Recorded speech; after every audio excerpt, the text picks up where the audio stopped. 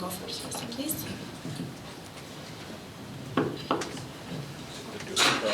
Thank you for the question. Tax increment financing is an important tool for economic development. In the past, it has been misused.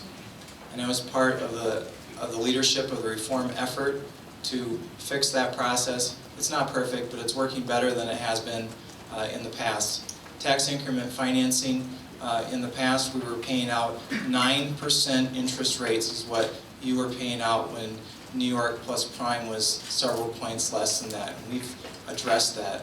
We've derailed the gravy train, so to speak, and now we've made it a true vehicle for economic development and improvement.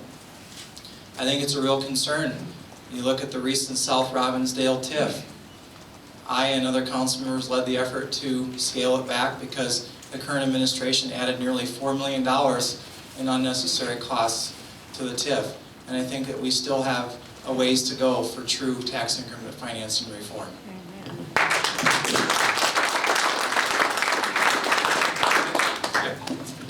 Very good. Great question. TIFs. 4 years ago when I first ran for mayor, it was one of my primary issues. I talked about it.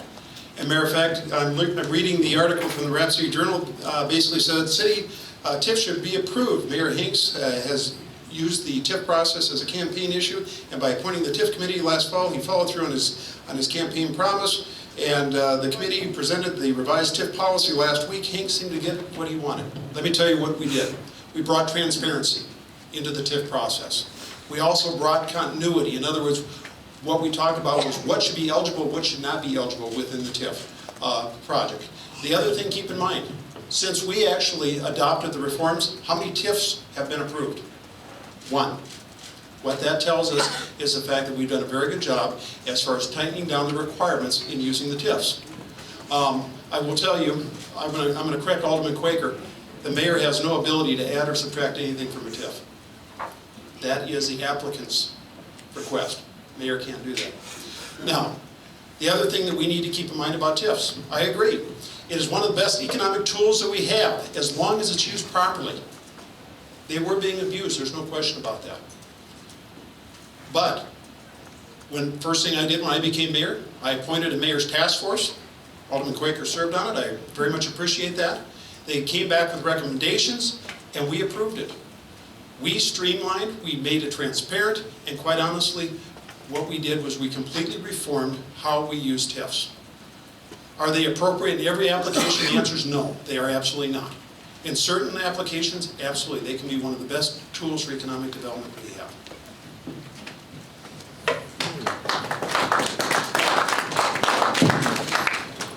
Well, I wholeheartedly disagree with this. You know, actually, I'm going to do a little demonstration. Okay, TIFs. You have original property tax value. That's going to the county, as it should. The idea of the TIF is you got another dollar. That dollar is what's paying for that TIF. That's the way it works. That's why they're telling you, oh, the TIFs were great, they work, they balance, right? They forgot the third dollar. Third dollar is that money that the improvements in that TIF district cost that add to the infrastructure for the county. Your schools, Medicaid, county. It's got to be paid for somewhere else. You're going to have a house being built in the TIF district. Where's that money coming from? That's the third dollar. There's a fourth dollar. The fourth dollar is when the TIF does not pay off. Primary example, Spiegel TIF that was stopped this year. $400,000 we still owe on that. That's one TIF. That's got to come out of the general fund. That's the problem with TIFs. It should not be used for the purpose that it's being used for. It doesn't add up.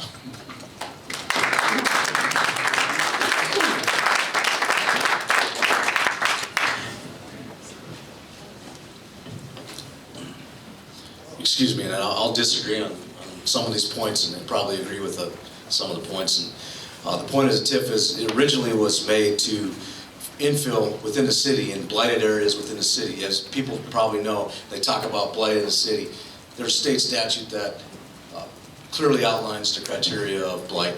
TIFs in years past have been stretched to be called economic development by putting in small areas where maybe a gas station may go, an acre lot maybe, to include as economic development so that the school district gets paid their money out of the TIF. Currently, the city of Rapid City does not receive $1 million in tax revenue because of TIFs that have been put in place. TIFs, on the other hand, can be good economic tools used in the right direction.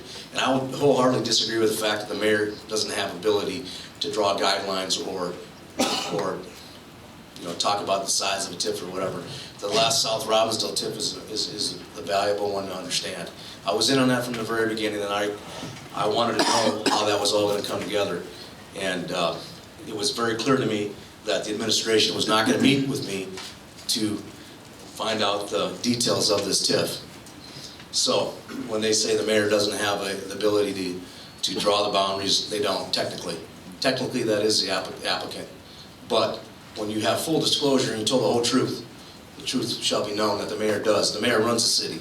He has control over a lot of things that happen in the city. He has control over whether he gives us that information or doesn't give us that information. So that's an important thing to know. Thank you.